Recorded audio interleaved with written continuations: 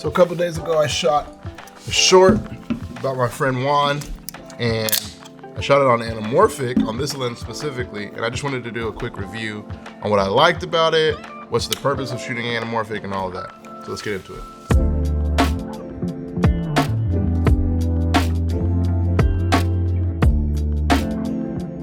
Yo, what's up? My name is Mike Falabi. I'm a freelance creative director giving people tools to better tell their stories. Like I said earlier, I shot a doc for my friend Juan. It was a little like 3-minute piece. I'll link it here or wherever that thing goes, so you can check it out after this video. But really, all this is just kind of like a breakdown of how I shot that doc and then the lens that I used, which was this Sirui 50mm T2.9 anamorphic full frame lens. Anamorphic lenses basically capture a wide field of view without distorting the image like a fisheye lens would. I really liked using it for a doc because you were able to see the room that we were in. The room was probably like 9 by 9, but it made it feel a lot bigger because of the lens that we were shooting on. Anamorphic lenses are traditionally super expensive. You only see them in like big production movies. So Sirui, I believe I'm pronouncing that right, came out with like a budget-friendly version of an anamorphic lens.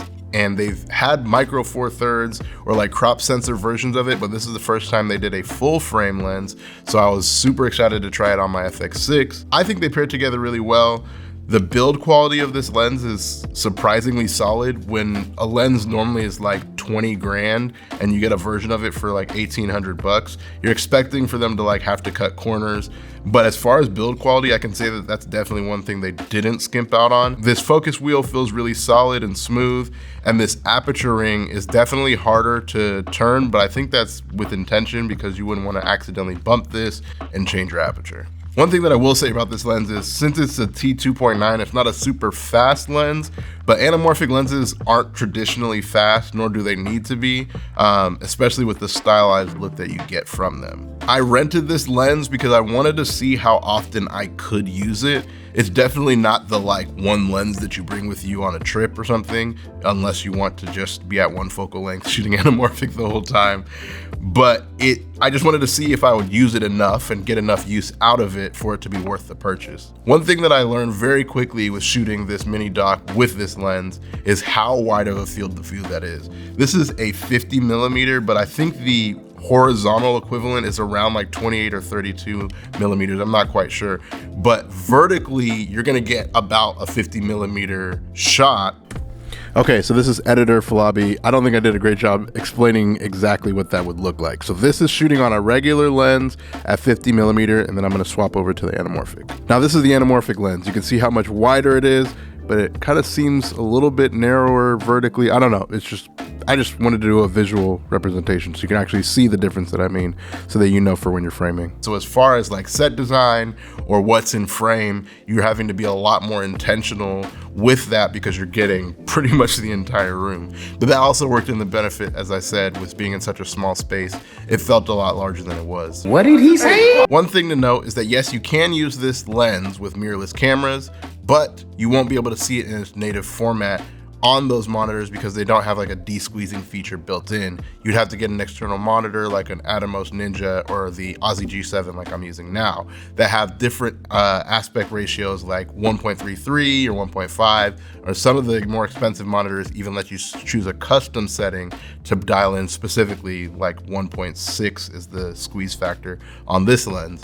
My monitor that I'm using, the Aussie G7, only has up to 1.5, I believe. So I was able to see close to what it would actually be, but not exactly what that form factor would look like. So that's definitely one thing to keep in mind. If you want to see exactly what it'll look like while you're filming, you'll need to get a monitor separately and hook that up so you can get a better look. Shooting on cinema lenses in general definitely have their advantages. Having this smooth focus ring with a long throw that allows you to have a follow focus with these teeth right on here, that's a huge advantage for video shooters, as well as having this declicked aperture ring that allows you to change aperture without having those like hard stops in between. Those advantages are great, but they're definitely limiting.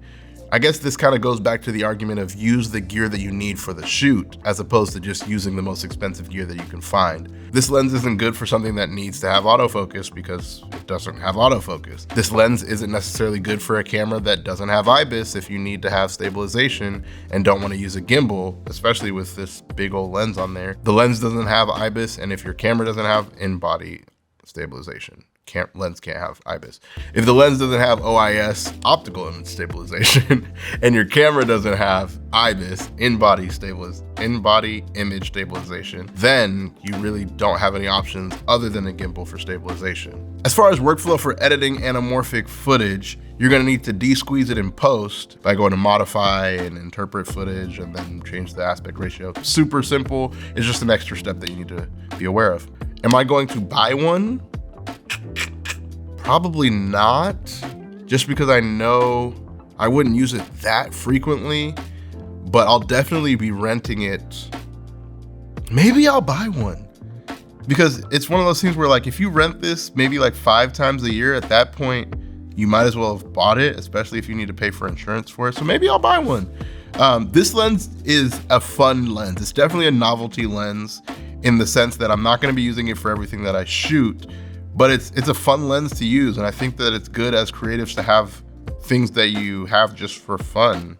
Like, it reminds me of this camera over here, this Nishika N8000. It's a 3D film camera that shoots those little like GIF pictures that you see on TikTok or Instagram or whatever.